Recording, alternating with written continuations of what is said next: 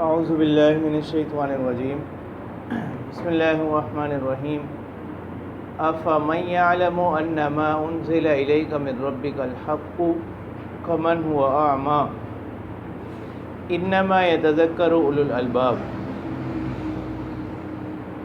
گزشتہ آیات میں دو لوگوں کا ذکر کیا گیا، ایک تو کامیاب لوگ اور دوسرے ناکام لوگ، ایک سعادت مند لوگ اور دوسرے اشقیاء بدبخت لوگ۔ تو یہاں سے اللہ تعالیٰ بتلا رہے ہیں کہ سعادت مند لوگ کون ہیں۔ افمن یعلم انما انزل الیک من ربک الحق کمن هو اعمی، کیا وہ شخص جو یہ جانتا ہے کہ جو کچھ اتارا گیا آپ کی طرف آپ کے پروردگار کی جانب سے الحق وہ برحق ہے، وہ سچ ہے، کیا یہ شخص اس کے برابر ہو سکتا ہے؟ کمن ہوا اعمی، اس شخص کے جو نابینا ہو، یعنی وہ اس بات کو نہ جانتا ہو۔ انما یتذکر اولو الالباب، اللہ تعالیٰ فرمانے بے شک عقل والے ہی نصیحت حاصل کرتے ہیں۔ ٹھیک ہے، اب وہ عقل والے لوگ کون ہیں جن کو قرآن کہہ رہا ہے کہ اولو الالباب، وہ کون لوگ ہیں؟ اب ان کی صفات بیان کی جانی ہے۔ تو یہ جو ہے نا ان کی تقریباً 9-10 صفات یہاں پر بیان کی جائیں گی۔ پہلی صفت ان کی یہ ہے الذین یوفون بعہد اللہ، کہ وہ لوگ جو پورا کرتے ہیں اللہ تعالیٰ کے معاہدوں کو۔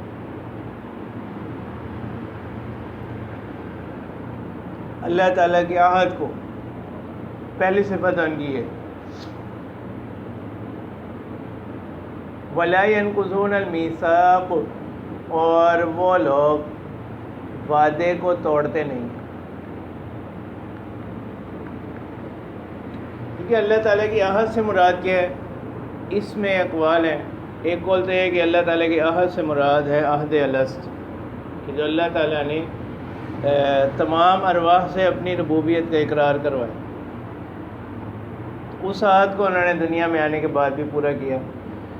ایک پھر اسی کے آگے ثمرات ہیں اللہ تعالیٰ کی اطاعت کا عہد، فرائض کی پابندی کا عہد، ناجائز اشیاء سے اجتناب کا عہد۔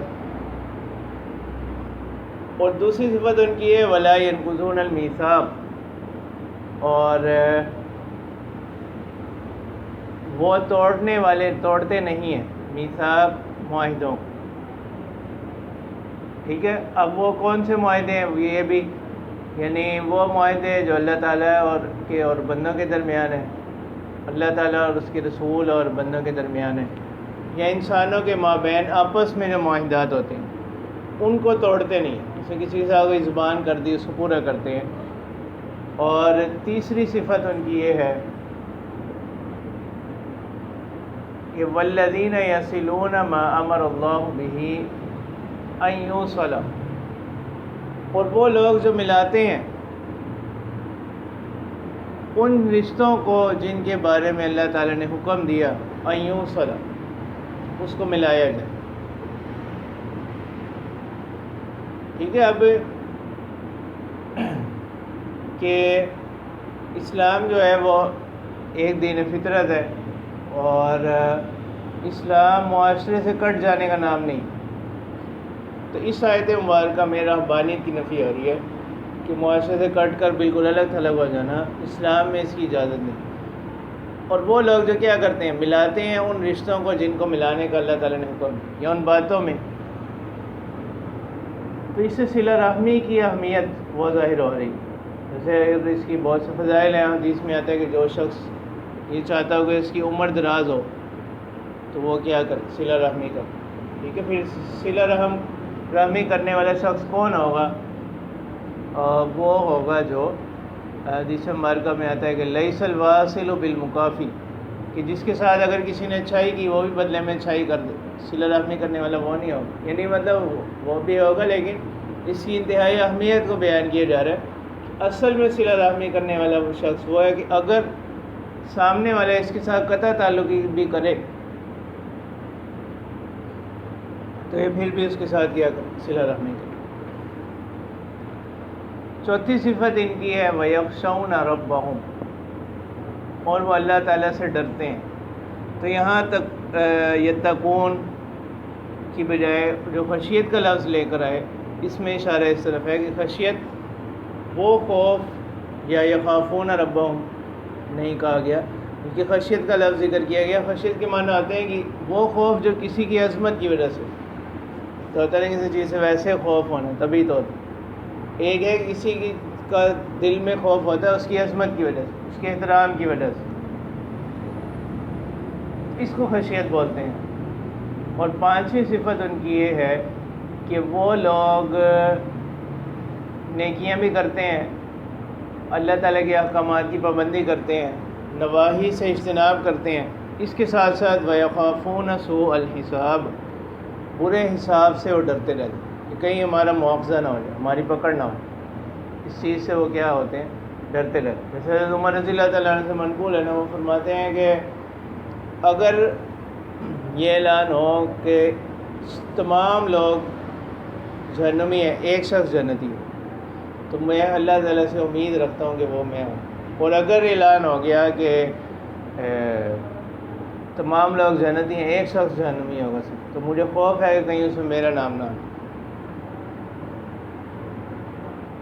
کہ بلکہ خود ان کی وفات کے وقت بھی انہوں نے اپنے بیٹے کو یہی نصیحت کی کہ اس میں اب دیکھتے رہنا کہ حذیفہ جو ہے یہ میرے جنازے میں شریک ہوگا یا نہیں ہوگا۔ اگر تو میرے جنازے میں شریک ہوا تو ویسے تو ان سے پوچھا بھی تھا کہ آپ صلی اللہ علیہ وسلم نے جو آپ کو فہرست دی تھی اس میں میرا نام ہے نہیں، ٹھیک ہے، تو انہوں نے بتلایا کہ جو ہے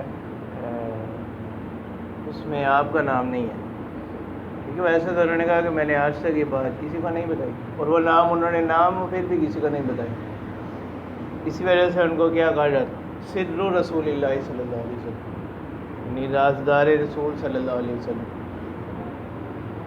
تو یہ معنی ہے وَيَخَافُونَ سُوءَ الْحِسَابِ، اور وہ ڈرتے ہیں برے حساب سے۔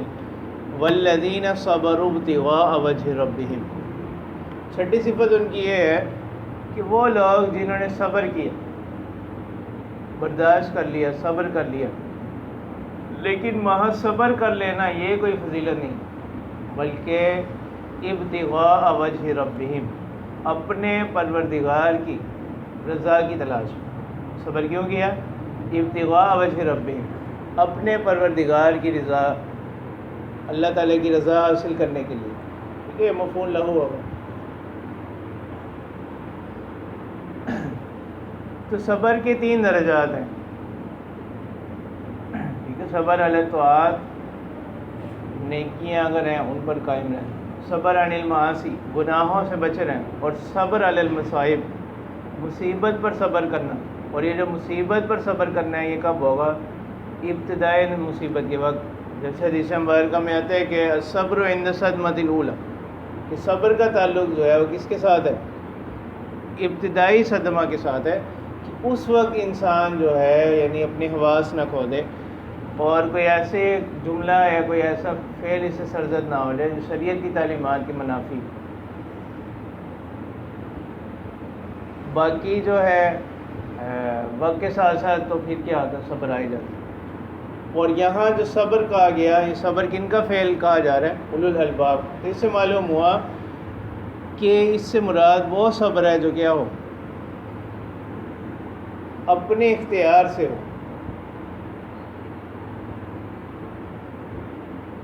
وَأَقَامُوا الصَّلَاةَ، اور 7ویں صفت ان کی ہے کہ نمازوں کو قائم رکھتے ہیں، نمازوں کو قائم کرنے والے لوگ۔ اور نمازوں کو قائم کرنے سے مراد یہ ہے کہ نماز، ایک تو اس کی تفسیر ہے کہ نماز کے تمام ارکان کو پورا ادا کرنا، سکون اور اطمینان کے ساتھ نماز پڑھنا۔ اور دوسری تفسیر اقامت صلاۃ کی یہ ہے کہ نماز کا اثر ان کی زندگیوں میں، ان کے عمل میں بھی کیا ہو، ظاہر ہو۔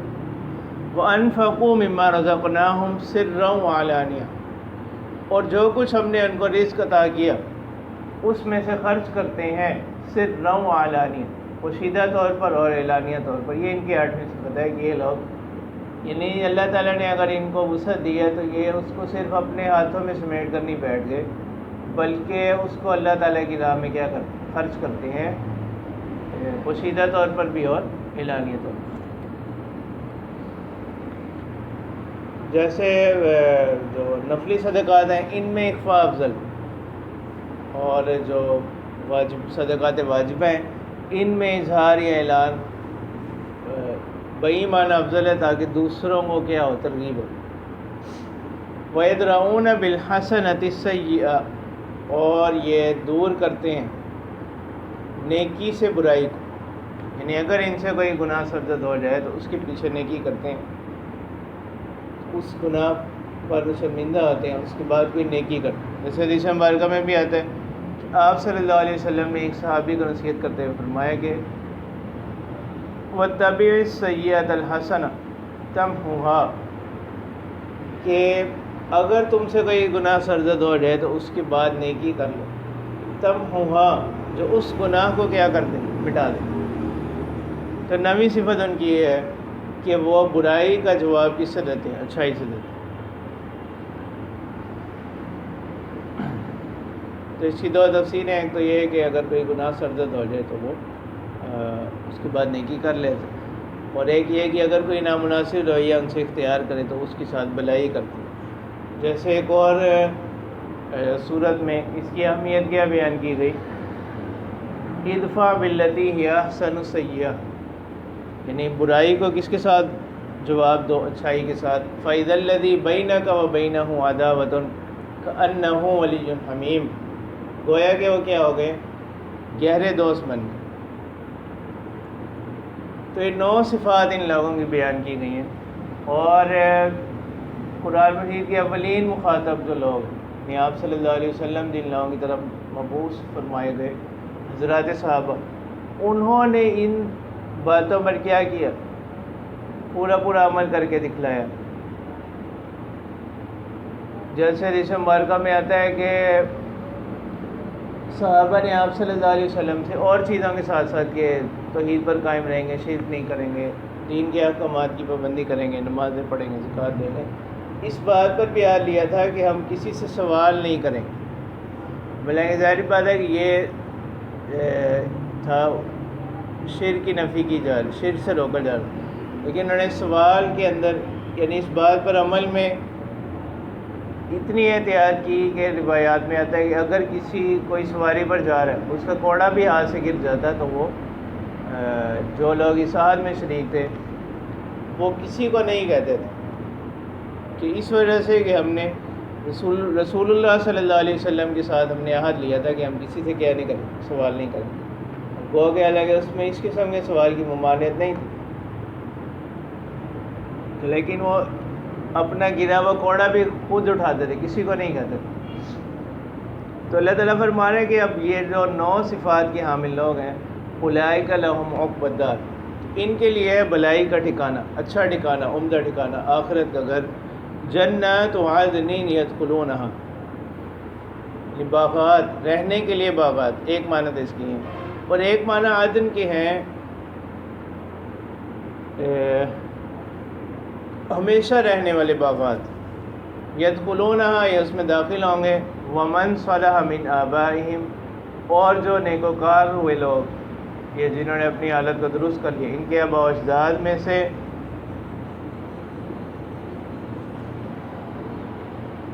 وازواجہم، اور ان کی بیویوں میں سے، وذریاتہم، ان کی اولادیں، والملائکۃ یدخلون علیہم من کل باب، اور فرشتے ان پر داخل ہوتے ہیں ہر دروازے سے، سلام علیکم بما صبرتم فنعم عقبی الدار، سلامتی ہو تم پر، یہ اعلان کیا جاتا ہے کہ سلامتی ہو تم پر، بما صبرتم، یعنی دنیا میں جو کچھ تم نے صبر کیا، اگر نیکیاں تھیں نیکیوں پر قائم رہے، گناہ سے بچنا تھا تو اس پر قائم رہے، کوئی مصیبتیں آئیں تو اس پر کیا اللہ تعالیٰ کی رضا کے لیے صبر کیا، فنعم عقبی الدار، اور یہ کیا ہے، بہترین آخرت کا ٹھکانہ ہے، عمدہ ٹھکانہ ہے۔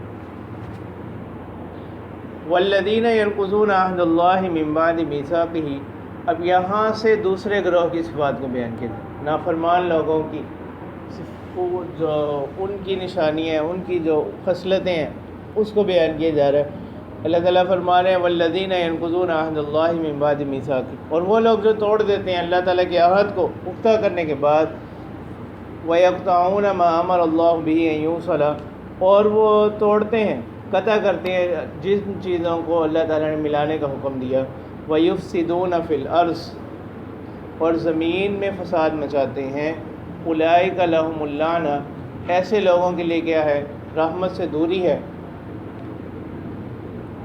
وَلَهُمْ سُوءُ الدَّارِ، اور ان کے لیے برا ٹھکانہ ہے۔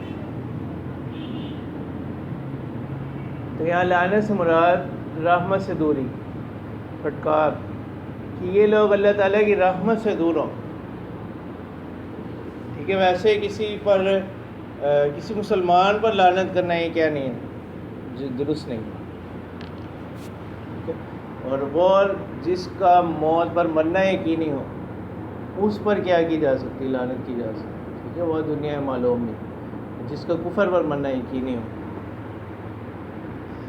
اللہ یبسط الرزق لمن یشاء ویقدر، تو اس لیے اس میں بہت زیادہ احتیاط کرنی چاہیے۔ یعنی بہت سے لوگ ایسے ہوتے ہیں کہ ان کا تقیہ کلامی ہے، اور وہ عام لوگ بلکہ مسلمانوں پر ہی کیا کر رہے ہیں، اس قسم کے الفاظ بولتے ہیں۔ اللہ یبسط الرزق لمن یشاء ویقدر،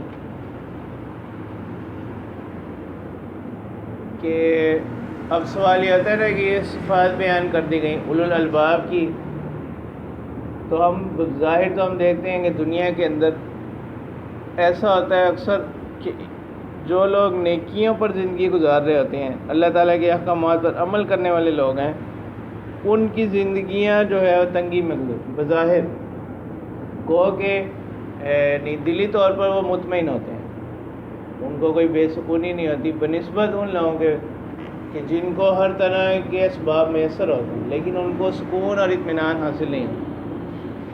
ٹھیک ہے، ہر طرح کی آسائش ہوتی ہے لیکن نیند نہیں آتی۔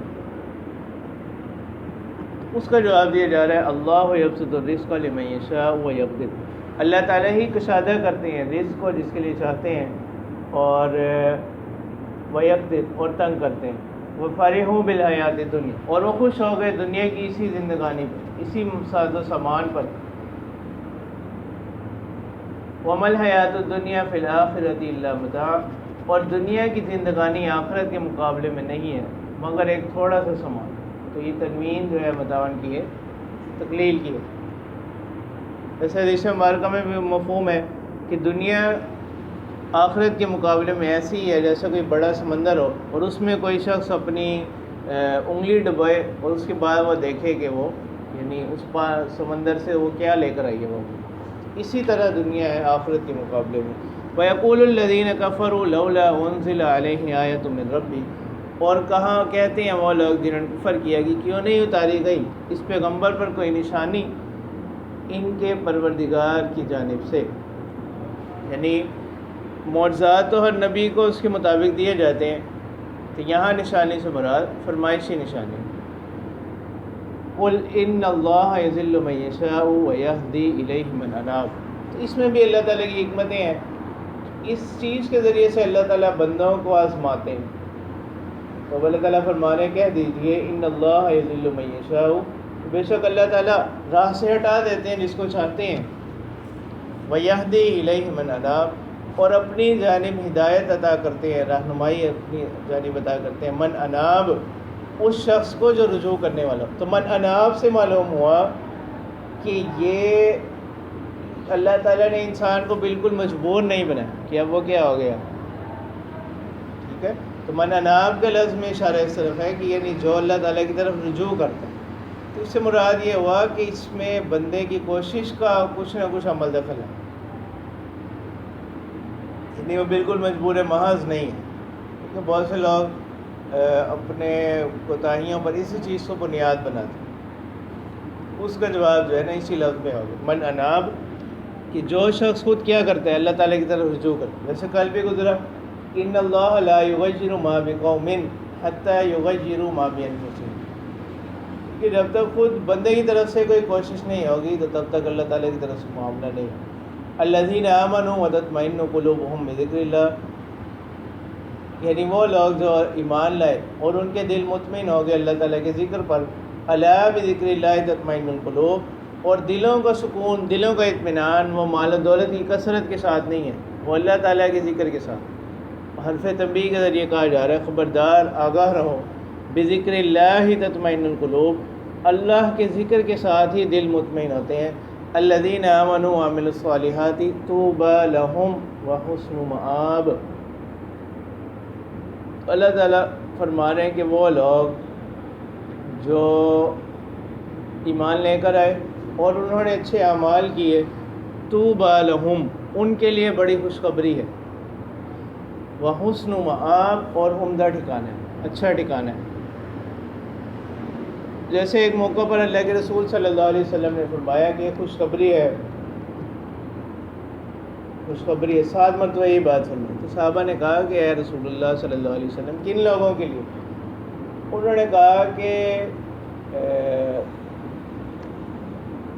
تمہارے ان بھائیوں کے لیے کہ جنہوں نے مطلب مجھے نہیں دیکھا، میرے ساتھ نمازیں نہیں پڑھی، روزے نہیں رکھے، لیکن وہ پھر بھی تمنا کریں گے کہ ہم اپنا سب کچھ لٹا کر بھی کیا کریں، یعنی ایک مرتبہ ہمیں جو ہے کیا حاصل ہو جائے، یعنی رویت حاصل ہو، زیارت ہو۔ کذالک ارسلناک فی امۃ قد خلت من قبلها امم لتتلو علیہم الذی اوحینا الیک وہم یکفرون بالرحمن، اسی طرح ہم نے آپ کو بھیجا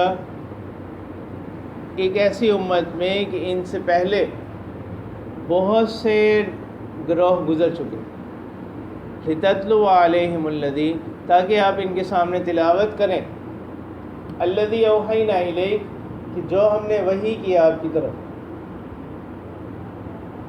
وہم یکفرون بال، تو یہاں پر اوحینا سے مراد کیا ہے؟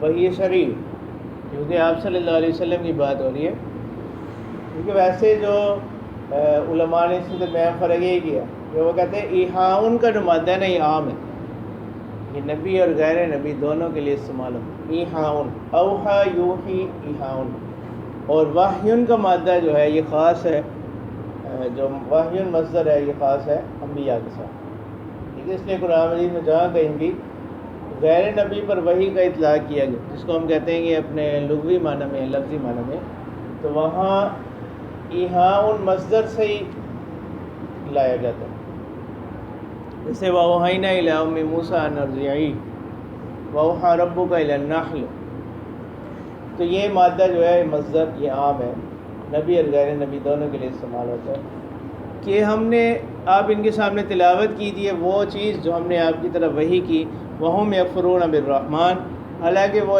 انکار کرنے والے ہیں کس کا؟ رحمان، یعنی وہ جیسے آگے سورۃ فرقان میں بھی آئے گا، وہ رحمان نام سے واقف نہیں تھے، اللہ تعالیٰ کی ذات کی جو صفت رحمان ہے وہ اس سے واقف نہیں تھے، کیونکہ جیسے بعض اس میں آتا ہے بھی ہے کہ انہوں نے کہا کہ ہم تو رحمان یمامہ کے علاوہ کسی کو نہیں جانتے، یعنی مسلمہ کذاب، قل هو ربی لا الہ الا ہو، تو آپ کہہ دیجئے کہ وہی میرا پروردگار ہے، اس کے سوا کوئی معبود نہیں، علیہ توکلت، اسی پر میں نے بھروسہ کیا، تو علیہ جار مجرور کی جو تقدیم ہے وہ کس کا فائدہ دے رہی ہے؟ حصر کا، علیہ توکلت، اسی پر ہی میں نے بھروسہ کیا ہوا ہے، وَإِلَيْهِ مَتَاب، اور اسی کی طرف لوٹنا ہے۔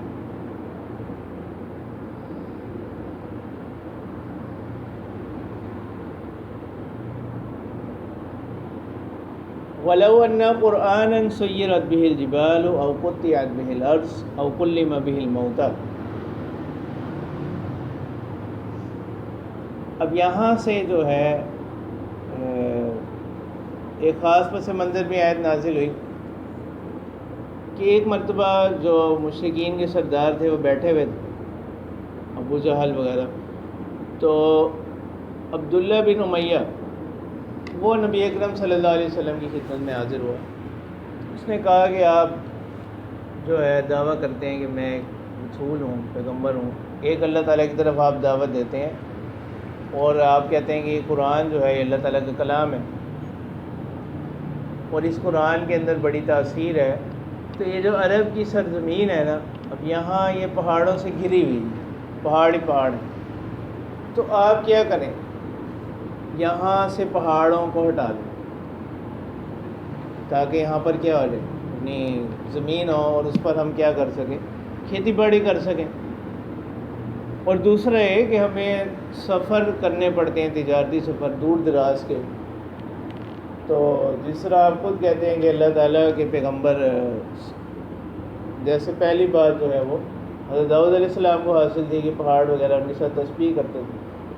تو اللہ کے پیغمبر حضرت سلیمان علیہ السلام کو جو یہ صفت حاصل تھی کہ وہ ہوا کو حکم دیتے تھے تو ہوا ایک لمحے میں پہنچا دیتی تھی. تو آپ ہمارے لیے زمین کو قطع کر تاکہ ہمیں جو یہ دور دراز سفر کرنے پڑتے ہیں وہ قریب ہو جائیں. یا ہماری تیسری بات کہ ہمارے وہ لوگ جو ہم سے وفات پا چکے ہیں، چلے گئے ہیں، کہ ہم ان سے کوئی بات کر سکیں جیسا کہ اللہ تعالیٰ نے معجزہ دیا تھا حضرت عیسیٰ علیہ السلام. اس کا جواب اس آیت مبارکہ میں دیا گیا کہ معجزے کا دینا اللہ تعالیٰ جو ہے مطلق معجزہ جو ہے وہ ہر پیغمبر کو دیتے ہیں اس کی تائید کے لیے. اور باقی فرمائشی معجزات کہ جیسا مطالبہ کیا گیا ویسا ہی معجزہ دیا جائے، یہ ضروری نہیں. ٹھیک ہے، اللہ تعالیٰ کی مشیت سے، اللہ تعالیٰ کی حکمت سے ہے، اسی اعتبار سے معجزات دیے جاتے ہیں. اور پھر اللہ تعالیٰ کی سنت یہی ہے کہ اگر کوئی معجزہ دیکھنے کے بعد بھی ایمان نہ لے کر آئے تو پھر ایسی قوم پر کیا ہوتا ہے، اجتماعی عذاب آ جاتا ہے. تو اللہ تعالیٰ فرما رہے ہیں، اب اسی کے جواب میں آیت نازل ہوئی وَلَوْ أَنَّ قُرْآنًا سُيِّرَتْ بِهِ الْجِبَالُ، کہ اگر کوئی قرآن ایسا بھی ہوتا ہے کہ سُيِّرَتْ بِهِ الْجِبَالُ، کہ اس کے ذریعے سے پہاڑ چلائے جاتے، أَوْ قُطِّعَتْ بِهِ الْأَرْضُ، یا زمین قطع کر دی جاتی، کم کر دی جاتی، سکیڑ دی جاتی، أَوْ كُلِّمَ بِهِ الْمَوْتَى، یا وہ اس کے ذریعے سے مردے کلام کروائے جاتے. یعنی ایسا کچھ بھی نہیں ہے، یہ سارا معاملہ جو ہے بل للہ الامر جمیعا، سارا اختیار اللہ ہی کے ہاتھ میں. افلم ییأس الذین آمنوا ان لو یشاء اللہ لہدی الناس جمیعا.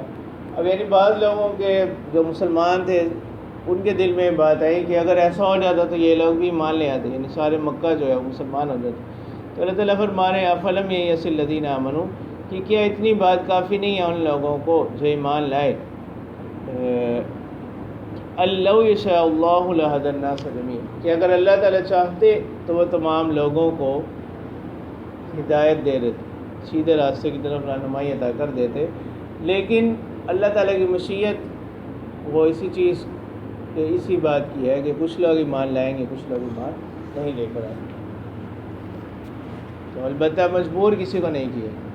وَلَا يَزَالُ الَّذِينَ كَفَرُوا تُصِيبُهُم بِمَا صَنَعُوا قَارِعَةٌ، اور کفار ہمیشہ اسی حالت میں رہیں گے کہ پہنچے گا ان کو جو کچھ بسبب اس کے باسببیہ، جو کچھ انہوں نے کمایا، جو کچھ انہوں نے عمل کیا. قاریۃ، کیا چیز پہنچے گی ان کو؟ قاریۃ، آفت، بڑی مصیبت. او تحل قریبا من دارہم، یا اترے گی ان کے گھروں کے قریب. یعنی وہ جو ہے نا کوئی آسمان سے آفت، مصیبت، عذاب کا ٹکڑا وہ ان کے گھروں کے قریب اترے گا. حتیٰ یأتی وعد اللہ، یہاں تک کہ اللہ تعالیٰ کا وعدہ ہو جائے، اللہ تعالیٰ کا وعدہ آ جائے. تو اس کی تفسیر کی گئی غلبہ اسلام سے، اسلام کو غلبہ حاصل ہو جائے. ان اللہ لا یخلف المیعاد، اور اللہ تعالیٰ جو ہے وہ وعدے کے برخلاف نہیں کرتے. مطلب یہ ہے کہ یہ جو انبیاء کو بھیجا گیا اور ان کو مطلق معجزات دیے گئے، تو اس سے مقصود لوگوں کی آزمائش ہے. ٹھیک ہے، اگر فرمائشی معجزات اتارے جانے لگ گئے، اللہ تعالیٰ کی مشیت تو یہ ہے کہ کچھ لوگ ایمان لائیں گے، کچھ لوگ ایمان نہیں لائیں گے. تو یہ اسی میں یعنی ایک بڑی حکمت اس کی یہی ہے. اس کے علاوہ بھی اس میں اور بہت سی حکمتیں ہو سکتی ہیں، یعنی جہاں تک ہماری جو ہے رسائی نہیں ہو سکتی. تو یہ وجہ ہے کہ اللہ تعالیٰ انہوں نے مختلف مواقع پر جو فرمائشیں کی ہیں اس طرح کے معجزات جو ہیں وہ نہیں اتارے. گو کہ اس سے بھی بڑے بڑے معجزات جو ہے وہ اللہ تعالیٰ نے آپ صلی اللہ علیہ وسلم کو بھی عطا کیے دیگر پیغمبروں کی طرح کہ چاند کے 2 ٹکڑے ہو گئے. شجر حجر جو ہے وہ آپ صلی اللہ علیہ وسلم سے کلام کرتے, آپ صلی اللہ علیہ وسلم کو سجدہ کرتے. ٹھیک ہے, تو اگر یعنی کسی شخص نے ایمان لانا ہوتا, قبول کرنا ہوتا, تو یہ بذات خود یہ معجزات بھی کوئی کم تو نہیں ہے.